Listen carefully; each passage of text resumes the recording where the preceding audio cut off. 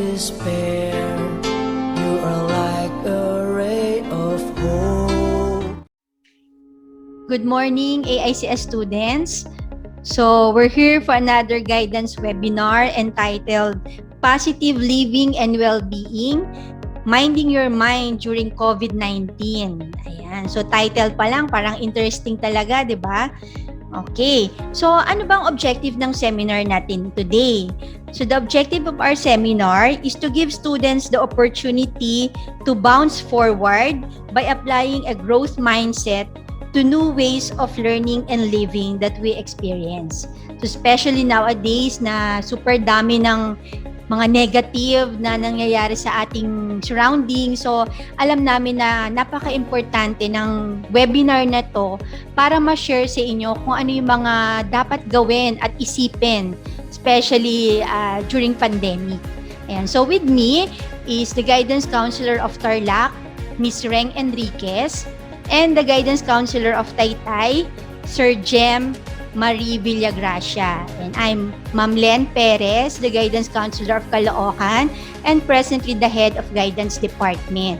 So sit back and relax, and sana marami kayong matutunan today. So before anything else, let me remind you na mag-prepare kayo ng pencil and pen dahil magkakaroon tayo ng short personality test, 'di ba? Para ma-determine natin kung ano ka ba, positive thinker ka ba o negative thinker.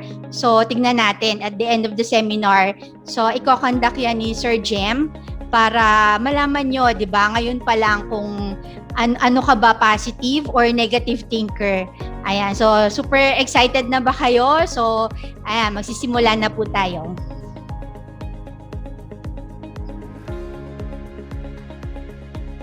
Okay, so note to students, please prepare a blank sheet of paper.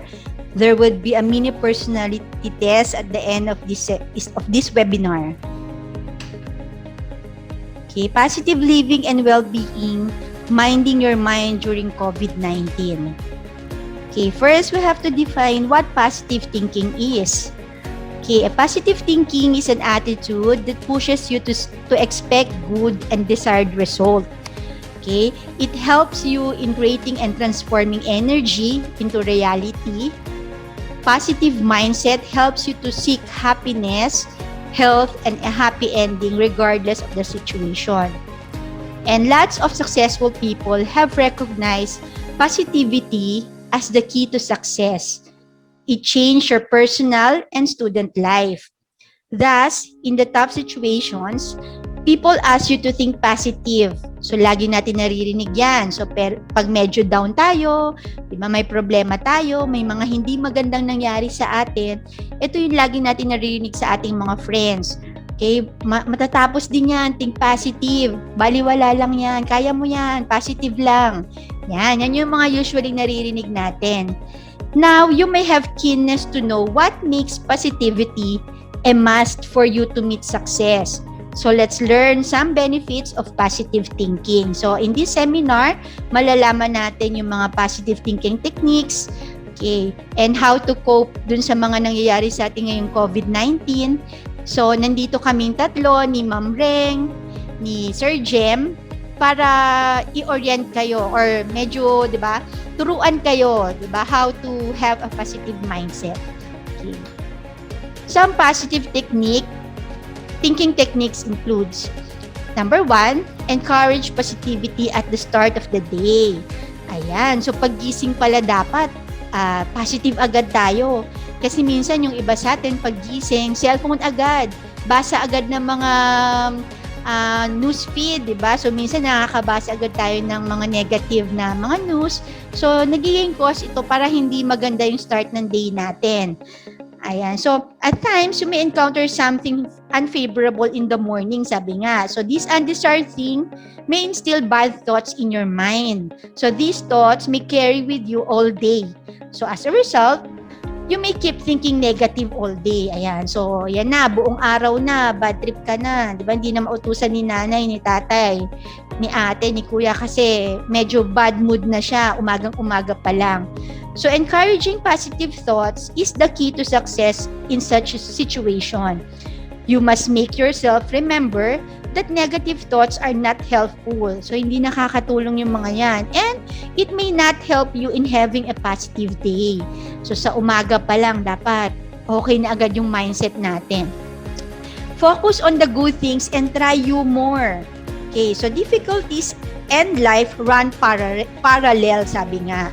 So sometimes in the day, you may have some problems in attempting your academic task. Ayan, so minsan during the day, naiisip natin yung mga modules, mga performance tasks, activities na pinagagawa ni teacher. So, minsan ito yung nagiging cause na hindi tayo mag-isip ng mga positive, di ba? Okay, so, or minsan, di ba, may mga personal issues din tayo, mga family issues na, di ba, kailangan nating encounter na nakakapag-cause sa atin na mag-isip ng mga negative. So, in such a situation, you must focus on the things that seem pleasing, sabi nga. So, mag-focus tayo, ano ba yung maganda sa sitwasyon na to? Okay, you must believe in the power of positivity no matter how tough the situation is, sabi nga. And humor is the best medicine to deal with the stress.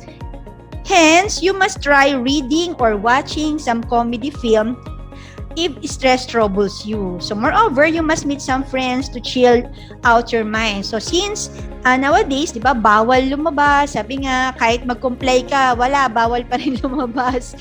Okay, so anong gagawin, di ba? Nasa bahay lang.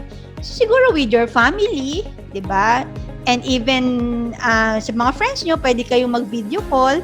So, doon pa lang, baka magiging masaya ka na. Okay? Makakakuha ka na ng mga, kumbaga, nakakalibang or nakakaaliw ng mga bagay na pwede mong pagkaabalahan during the day. Mag-TikTok ka, di ba? Yung iba sa atin, active sa TikTok. Di ba? Sabi nga, yung iba sa atin, medyo malakas pa daw ang kanilang, panlaban sa TikTok, hindi pa sila bumibigay. Diba? Bumigay ka na. Ito na yung tamang paraan. Okay, para, 'di ba, malibang. Okay? So yung iba ayaw talaga. Siguro di atin mapipilit, 'di ba? Pero masaya din naman. Kahit wala kang, kumbaga kahit wala kang TikTok, 'di ba? Pwede mo pa rin panoorin yung mga video na 'yon para at least mapatawa ka, 'di ba? Okay. What else? Learn from failures. So always remember that success and failures are part of our lives. So kailangan yan. Kumbaga parte yan ng buhay natin. And there is no successful person who has not failed, sabi nga. So lahat yata ng successful na people na kilala natin ngayon ay talagang naranasan din nila na mag-fail. So learning from failures and giving up separate the successful and failed people. In other words, the people who focus on learning from mistakes achieve success. And the people who become demoralized due to failure can find success. Ayan. So sabi, lahat daw talaga ng successful people na ngayon meron tayo ay naranasan din nila somewhere or somehow na mag-fail. So, hindi ikaw lang yung nag-fail. Kahit yung mga successful people, nararanasan yan. Okay. Imagine success and forgive yourself. Sabi daw, to meet success, you must have a plan, determination, and the power of positivity. Imagining success is also a key to success. Ayan. So, sabi nga, di ba, believe, claim it, di ba? Magkakaroon ka niyan, mangyayari yan. Okay.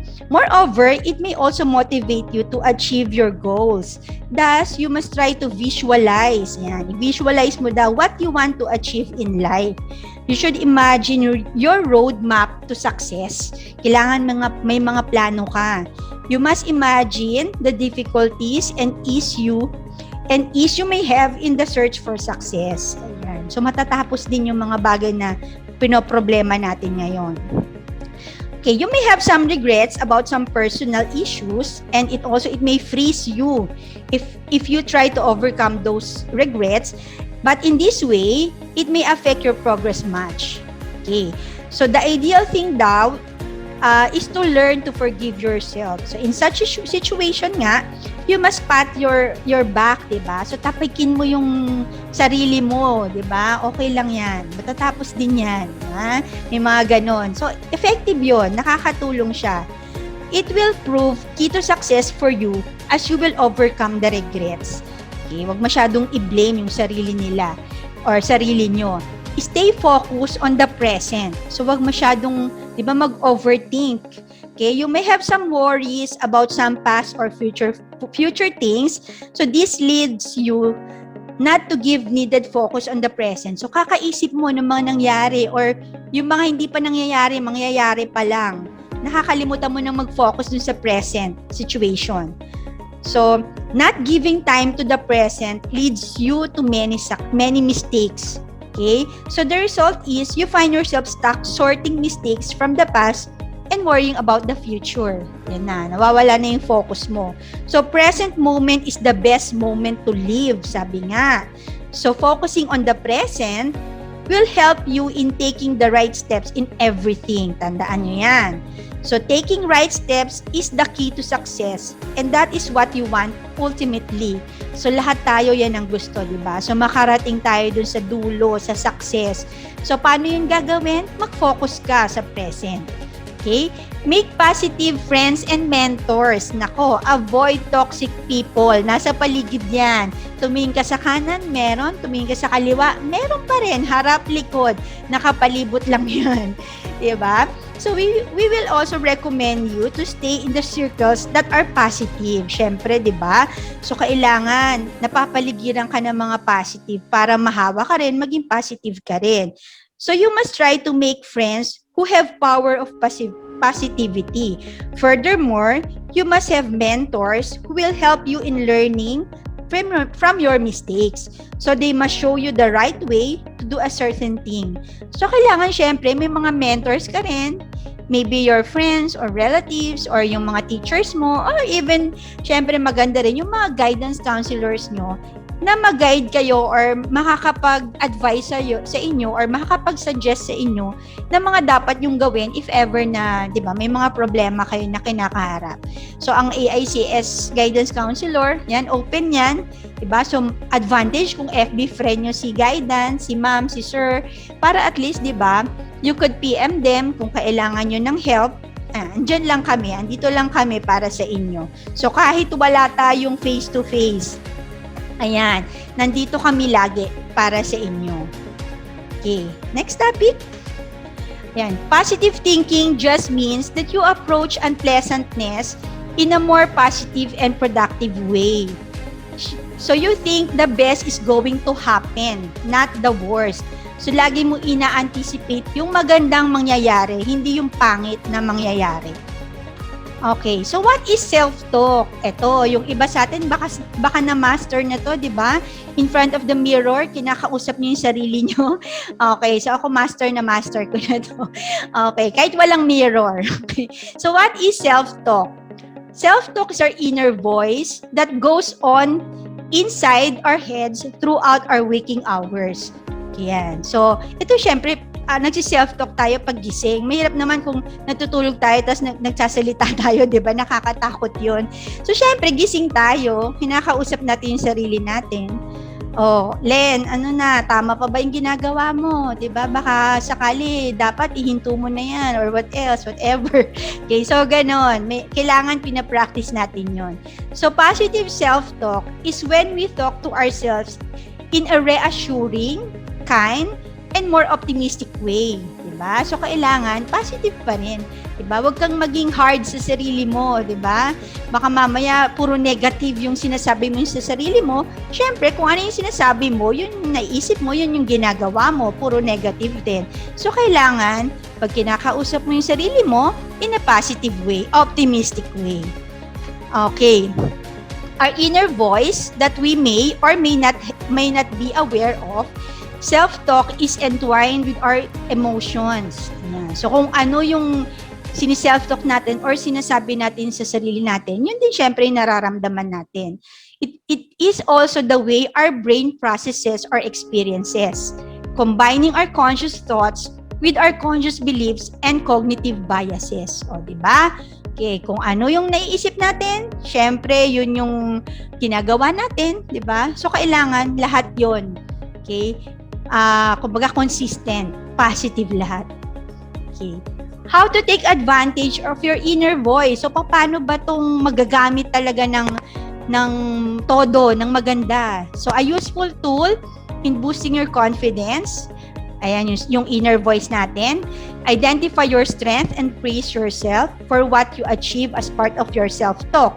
Positive thoughts and beliefs often start with positive self-talk. Okay, this endless stream of your inner dialogue may be positive or typically negative. So research suggests that the health benefits of positive thinking and optimism may improve self-esteem, reduce symptoms of depression and anxiety, help you better cope up with the stress situation, and increase your lifespan. O, di ba? So, pag na-master yung self-talk na yan, naku, nakakahaba pala ng buhay. Kaya nga sabi, di ba, pag nanonood tayo ng TV, yung mga COVID-19 patient daw, di ba, nag-share sila ng mga experiences nila nung nagka-COVID sila. Positive lang daw, di ba? So, kailangan wag mong isipin, di ba? Wag mong isipin yung mga problema or pwede lang mong isipin na may sakit ka. So, makakatulong kasi yon sa pag-boost ng immune system nila. Okay, so, ganun yung mga sinasabi nila. And which is totoo naman. Okay, positive self-talk can have a big impact on how we think and feel. Over time, engaging in more positive self-talk can help reduce stress.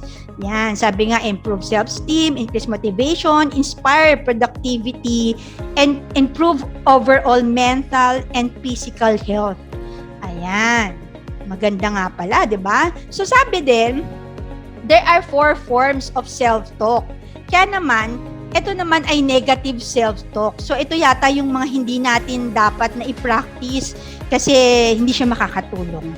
Ayan. So ano-ano ba yan? Catastrophizing. So sabi dito, you automatically anticipate the worst case scenario in the future. Naku naman, talagang nega. Hindi pa nga nangyayari. Negative agad ang naiisip niya. Ang ending nito negative. Di ba? So yung ganon. And then what else? Personalizing. Automatically blaming yourself when something bad occurs. Ayan, di ba? So pag may nangyari lang hindi maganda, sisisihin mo na yung sarili mo. So ito yung mga person na medyo madali ma-depress, di ba? Sa mga nangyayari sa kanila. Okay, what else? Filtering. So, blow up negative aspects of a situation. Diba? Kahit na pinifilter niya yung mga negative from positive, talagang nawiwindang din siya dun sa mga nangyaring negative sa kanya. Diba? And then, polarizing. You enable to see the middle ground of things. All things good or bad. Ayan. So, hindi mo nakikita ano ba yung mga source nito, diba? So, laging kung hindi bad, good, dalawang side lang yan. Okay, so what else? How to stop negative self-talk? Okay, to challenge the negative inner critics, be aware of what you are saying to yourself. Okay, and also, put your thoughts into perspective and ask yourself what you think is true. Finally, try to find more constructive thoughts. Ayan, so mag-isip tayo ng mga bagay na diba, makakatulong sa atin. Hindi yung mga bagay na madedepress lang tayo. Okay? 5 ways to turn negative self-talk into positive thinking. So, paano ba ito? Sige nga, tingnan natin. Okay? So, number 1, sabi daw, focus on areas to change. Sabi nga, so, ano ba yung mga kailangan kong gawin, di ba? Para baguhin or kailangan kong baguhin. Okay, practice positive self-talk, sabi nga natin. Okay, practice gratitude. Okay, always say thank you. Okay, always be thankful sa mga nangyayari sa inyo, sa atin. Evaluate your thoughts. Isipin mo muna kung ano ba tong mga nararamdaman mo. Keep up a healthy lifestyle, di ba? Okay, identify areas to change, check yourself, be open to you more, follow a healthy lifestyle, yan, surround yourself with healthy people. Okay. So, ito yung example ng kumbaga, self-talk na negative and positive. So, sabi ni negative self-talk, I've never done it before. Eh, sabi naman ni positive, it's an opportunity for me to learn something. Tapos sabi ni negative, it's too complicated. Si positive, I'll tackle it from a different angle. So, etc. etc. So, pwede nyo yan basa-basahin, di ba? Kung ano ba dyan yung pinapractice nyo everyday. Diba? Sana more on positive thinking. So, what else? Ayan, madami pa siya. So, I'm not going to get any better than this. So, nawawala na siya ng pag-asa, no? Pero si positive thinker naman, I'll give it another try. So, try and try, diba? Ganun ang kanyang motivation in life. Okay. So, ito naman yung example ng isang book na nakita namin, The Power of Positive Thinking.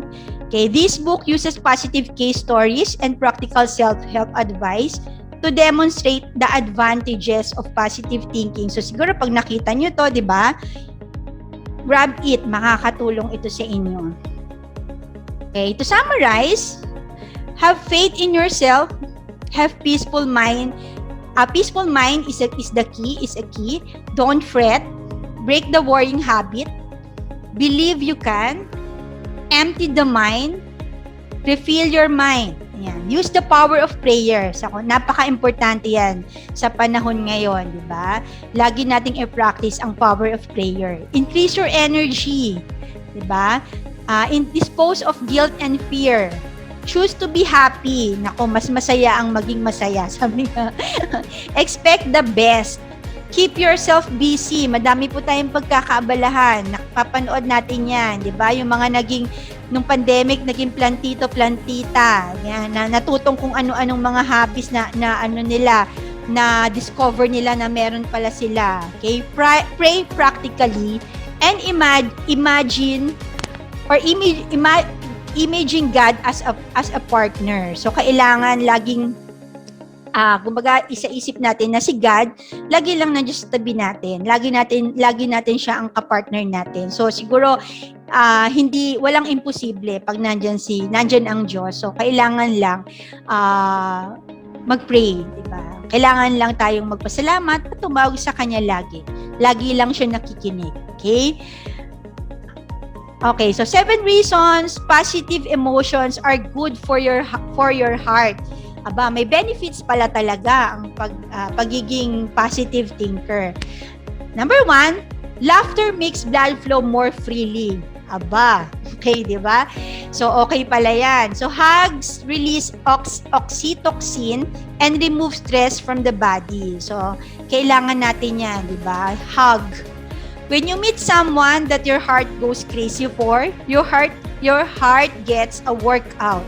Aba, pag nakita si crush, 'di ba? Or si jowa, si boyfriend, si girlfriend, 'di ba? Medyo bumibilis yung tibok ng puso natin. So, healthy in a way kasi na-exercise siya. Okay, para rin tayo nag-workout, sabi nga. Spending time with a loved one lowers blood pressure. Love letters may lower blood cholesterol, 'di ba? Love letters or personal message na ngayon, 'di ba? Naglo-lower siya ng blood cholesterol. Holding hands calms nerves. Ayan, maghanap na kayo ngayon ng ka-holding hands nyo. A positive attitude lowers the risk of heart attack. So, napakarami, tignan nyo lang. So, napakaraming benefits, 'di ba, ng pagkakaroon ng positive emotions. So, all we have to do is to practice all this, 'di ba? Simple lang. So, be happy, 'di ba? Mag-enjoy life. Okay. So, yung next topic naman natin, yung how to cope up with COVID-19 anxiety, ay i-discuss po ni Ma'am Rheng. Ayan, siya po ay guidance counselor ng Tarlac branch. Ma'am Rheng. Good morning. Welcome to our guidance webinar about positive living and well-being, minding your mind during COVID-19. I am Miss Rheng, your guidance counselor from AICS Tarlac. Ang topic na i-discuss ko ay about how to cope up with COVID-19 anxiety. First, ano nga ba ang anxiety? Anxiety, a normal response to a threat, and it's likely to occur when the threat is unpredictable and uncertain. Important as they orient us towards the threat and help us decide what to do next. So, sa panahong ating kinakaharap ngayon, normal lang na tayo ay mabahala, matakot, o mag-alala dahil sa lumalaganap na sakit ngayon. Ang sakit na to ay tinatawag na coronavirus or kilala din sa tawag na COVID-19 na lumaganap na sa buong mundo at sa ngayon, 1 taon na ang nakakaraan ng tinamaan ang ating bansa at patuloy pa rin lumalaganap sa ngayon. Threat. Ano at sino ba ang threat sa atin ngayon? Si coronavirus. Dahil hindi natin alam kung kailan, saan, at kanino tayo makakakuha ng sakit na ito. However, the features of new coronavirus, or also known as COVID-19, and the non-stop media cycle and social media channels have resulted in levels of anxiety for many, are not correctly calibrated to the threat. Tulad nga ng sabi dito, non-stop media cycle at social media channels ay nagiging instrumento din sa resulta upang tayo ay mas lalong matakot at mabahala dahil sa patuloy ng pagtaas ng bilang na nagkakaroon ng sakit at namamatay ng dahil sa coronavirus. So, kaaktibat naman dito ay ang mga paalala ng social media, ang ating gobyerno para ma-prevent natin ang pagkalat ng virus. Katulad na lamang ang pagsusuot natin ng face mask, face shield, paghuhugas ng mga kamay, paggamit ng alcohol, paglilinis sa ating kapaligiran, at pag-oobserba sa social distancing. Siyempre, kumain din tayo ng mga masusustansyang pagkain at mag-take tayo ng vitamins upang makatulong sa ating immune system. Ang mga ito ay mas lalong may makakatulong sa atin upang maiwasan ang sakit na ito. Our emotions can bias us in terms of information we respond to, and the decisions we make, our emotions can lead us astray. Minsan, tayong mga Pilipino, for example, sa mga celebrities, may nabasa lang tayong article tungkol sa kanya. Ito man ay positive or negative, meron pa rin tayong nasasabing good and negative feedback, no? Yung iba, masaya. Yung iba naman, hindi. Na madalas nagkakos ng misunderstanding sa atin. So, katulad na lang ngayon, iba-iba ang pagtanggap natin sa new normal. Katulad ng may nasanay na sa mga protocols, meron din naman na hindi pa rin natutuwa. Kung kaya naman, marami din ang di nagkakasundo-sundo. So, talakhayin naman natin kung ano ang xenophobic behavior. Xenophobic behavior, having or showing a dislike of our prejudice against people from others. Or, para mas madali, ang xenophobic ay hatred or discrimination of foreigners or strangers. Magandang example dito, yung mga nababalitaan natin or napapanood natin sa TV or sa social media na may particular na bansa na galit sa mga Asian kasi sila yung mga sinisisi kung bakit daw tayo nagkaroon ng coronavirus. So kapag nakakakita sila ng Asian sa particular place, binubugbog nila o ginagawa nila ng masama. Yun ang xenophobic behavior. There are numbers of features of the way that our minds work that can serve to increase our anxiety in the current situation. One of these is called availability bias. We tend to believe things that we hear repeatedly, whether they are true, and remember things that elicit strong emotions. So, wag natin masyadong bigyang pansin ang mga bagay na nagbibigay sa atin ng labis na pag-aalala at nagdudulot sa atin ng pagkabalisa, lalo na sa ating sitwasyong ito tulad nga ng non-stop media cycle. Marami din dito yung mga fake news na kumakalat regarding sa virus. Sapagkat hindi ito nakakatulong lalong-lalo na sa ating mga sarili. Bagkus, i-focus natin ang ating mga sarili na kahit na may pandemya, may maganda din itong naidudulot sa ating sarili at sa ating mga pamilya. The methods you can use to counteract the development of anxiety. First, information but too much of it. So, kung halimbawa, sa coronavirus, wag na lang tayong lagi mag-focus sa coronavirus. Instead, manood tayo ng movies, no? Magluto or mag-games na lang. Makibalita rin tayo, pero wag na lang tayo masyadong kumbaga, ang problema ay dinadaanan lang. Wag natin tinatambayan, sabi nga nila. So, number 2, gain a sense of control or limit yourself. Connect with loved ones. So, maganda ito na makipag-bonding sa ating pamilya para naman tayo ay maging happy sa ating mga tahanan. Look after your general health. Meditation, breathing, and naming. Maintain a sense of hope. Let's start with a cleansing is part of our life. Maging routine na rin natin ang paglilinis sa ating kapaligiran.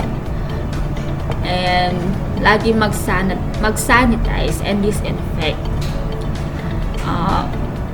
Or antisepsis ourselves, but also those things that are directly and indirectly belong to us. When it comes to our family relationships, COVID-19 has constrained us to pass quality time with our family. Tama nga naman. Like nung lockdown for 3 months, dahil nga bawal ang lumabas, nagkaroon tayo ng family bonding. So your parents have more time to be with you, teach you some experiences, skills. Like katulad ng anak ko, naturuan ko siya magbasa and sa mga numbers, kaya this time sa online class niya, hindi siya masyadong hirap makasabay kay teacher. We are also trying to control pollution. Dahil nga limited lang ang pwedeng lumabas at wala tayong mga tricycle, jeep, yung mga pang-commute. So yung iba, dahil nga walang masakyan, naglalakad na lang sila. We can say that all natural gifts which were polluted by human being are now started, reincarnated once again. Ang sabi nila ay matatalakay natin yung about dyan, regarding dyan, yung mga natural gifts which were polluted by human being are now start reincarnated once again. Matatakal natin siya mamaya. So, and yung government is doing its effort to support the fellow citizens and taking care of their nationals. So, ang gobyerno, ginagawa nila ang kanilang makakaya para tayo ay mabigyan ng mga tulong at hindi lang mga gobyerno, pati na rin yung mga kapwa natin na bukas palad sa kanilang kapwa na nagbibigay ng kanilang tulong, lalong-lalo na sa mga mahihirap. It is like we were too tired of our busy schedule and COVID-19 has come to give us a break to take rest and reunite with ourselves again to start afresh. So, may time, nagkaroon din tayong time na makapagpahinga, no, nilay-nilay. In short, we are sanitizing and disinfecting ourselves, but our thoughts and way of living, which is a good start due to bad virus. Lastly, no virus can damage any of us till we are united and strong and abide the country rules and regulation. So, ito yung sinasabi ko kanina na natural gifts, no, which were polluted by human, yung mga nasira na ng mga tao, and now nag-start siyang mag-reincarnate, no, yung ating environment and climate. So according to research has shown that due to the closing down of factories in China for 2 months, the sky there has almost become completely clear again. There has been a significant decrease in the amount of nitrogen dioxide pollution in China over the past 2 months. At yung mga Venice canals, no, that are rather flooded with tourists are now clear and welcoming quite some birds. There have also been dramatic falls in pollution levels in some of the major cities around the world. And of course, decreased consumption of goods. As a result of the lockdowns, we are all working from home. This means we also travel less, print lesser pages, use lesser plastic, and even shop much lesser. Also, a lot of us have started making more conscious choices when it comes to what we consume. We're not buying unnecessary things anymore and adding more waste. And we have time to think and reflect. Now that we are locked inside our houses and have nowhere to go, it has given us a lot of free time to think about our actions, choices, and how we can take a lesson from this and mend our behavior. We have more time to read, fact check, spread awareness, and literally do things we always wanted to but never found the time for. So yung mga natin, nagkakaroon na tayo ng time. For example, yung bahay mo, gusto mong mag-general cleaning, wala kang time. So, ayun, nagkaroon ka tuloy ng time nang dahil sa lockdown. And nagkaroon kang time mag-relax. So, let's try and remember the positive things too at such times. We know a lot of people, including ourselves. And positive emotions. From positive emotions springs happiness. Focusing on positive emotion is more than smiling. Tama naman, kapag positive ka sa mga bagay-bagay, lagi kang masaya, nakangiti. It is the ability to remain optimistic, lagi kang positive sa mga bagay, and view one situation from a constructive perspective. While the coronavirus world makes optimistic a challenge, there are things you can do to stay optimistic. Limit your access to social media and news. Dahil nga nakaka-stress yung mga news ngayon sa social media, no? Kasi nga yung mga coronavirus na yan na oras-oras yata nadadagdagan yung mga nagkakasakit and namamatay. So, yun din yung nagtitrigger sa atin sa ating anxiety. Instead, listen to or read it once a day to keep informed, and so that you are not constantly bombarded with bad news. Share the joy and satisfaction of others in your home, express in their work and play. Listening deeply to others about their lives to connect with them. Minsan, yung mga friends natin, no, sa social media, yung mga hindi matagal natin din nakikita, minsan we try to connect naman and kamustahin sila. And taking time to speak with your colleagues at yung mga katrabaho mo. no, a family or friends about how they are coping with working from home, then listen, makakatulong din naman yun sa'yo, no, para hindi ka rin naman nag-iisip, kasi nung nasa mga bahay-bahay tayo, iisip natin kung anong gagawin natin, naboboard tayo, tapos balita pa tayo ng mga nagkakasakit tsaka namamatay, no? So, makakatulong din sa atin na kamustahin yung mga friends natin or yung mga family natin na nasa ibang bansa. Kamustahin naman natin kung ano rin yung lagay nila. Baka may mapulot din tayong magandang aral sa kanila para naman ma-apply din natin sa ating mga sarili. So, ito yung magandang quotes, no, napili namin for this webinar. So, basahin natin. This pandemic is world reset. We have a chance to change the world.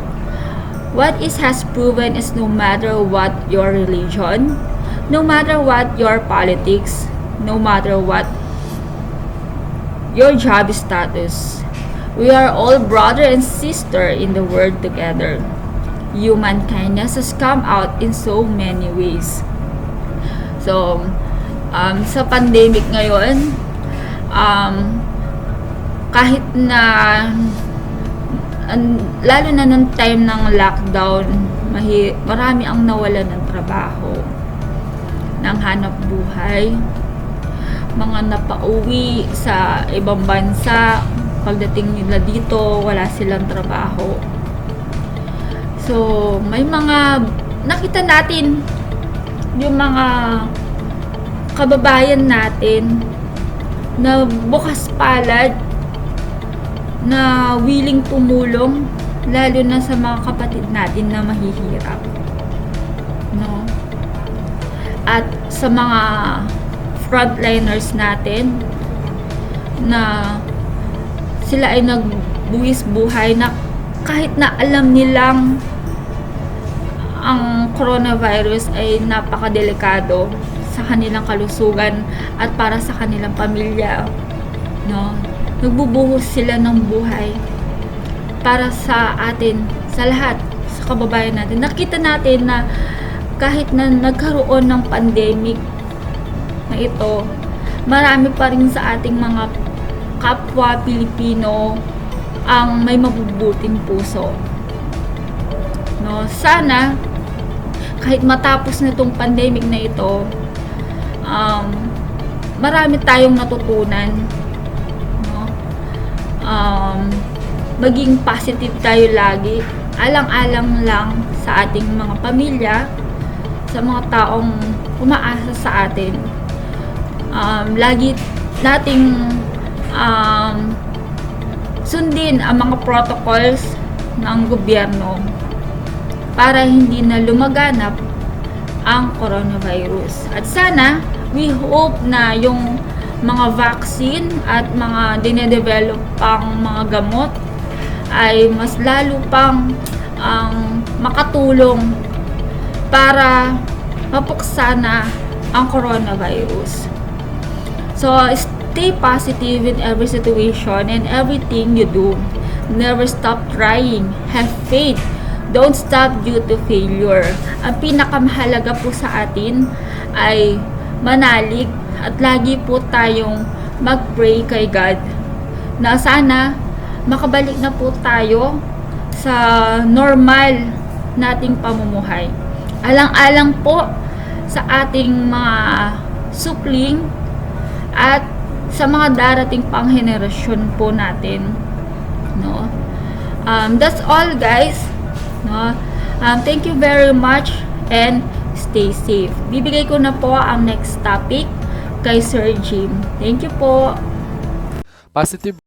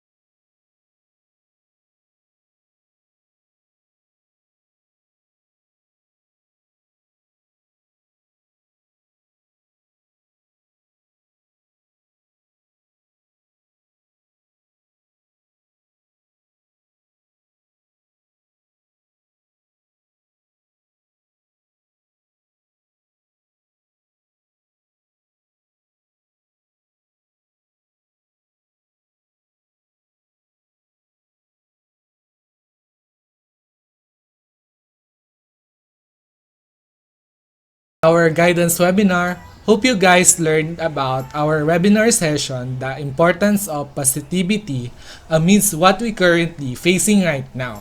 Always remember to have a positive and good outlook and take out negative energy in ourselves and always paint a smile on your face.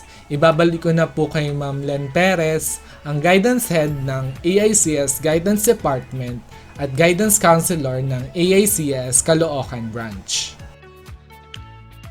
Okay, that's it. So, for sure, alam na alam namin ni Ma'am Rheng at ni Sir Jhem na may natutunan kayo today, di ba? So, sana, at the end of the seminar, di ba, naka-impart kami ng mga techniques sa inyo, di ba? How to think positively.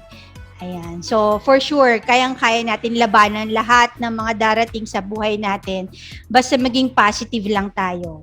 Okay? So, lahat ng mga nararanasan natin ngayong pandemic, matatapos din yan with God's grace, diba? So, siguro tulong-tulong tayo na mag-pray na sana matapos na to para makabalik na tayo kung anong meron tayo before. Hindi man katulad nung buhay natin before mag-pandemic. Pero at least, di ba, mamimit na natin or makakasama ulit natin yung mga mahal natin sa buhay, mga friends natin, at makakatulong sila para magkaroon tayo ng positive well-being, sabi nga. So, lagi niyong tatandaan, your positive action combined with positive thinking result in success. Ayan. So, magtiwala lang tayo lagi sa sarili natin, sa Diyos, di ba, na lahat ng mga problem na nai-encounter natin ay matatapos din. So, sabi nga, everything happens for a reason. So, and for sure, malalaman natin kung ano yung mga reasons na yan. Ayan. So, thank you again, my dear students, sa pakikinig. Hope to see you sa mga upcoming guidance webinar namin. So, in behalf of AICS Guidance Department, ito po si Ma'am Lhen Perez, okay, si Ma'am Rheng at si Sir Jhem na nagsasabi sa inyo na thank you, stay safe. Okay? God bless.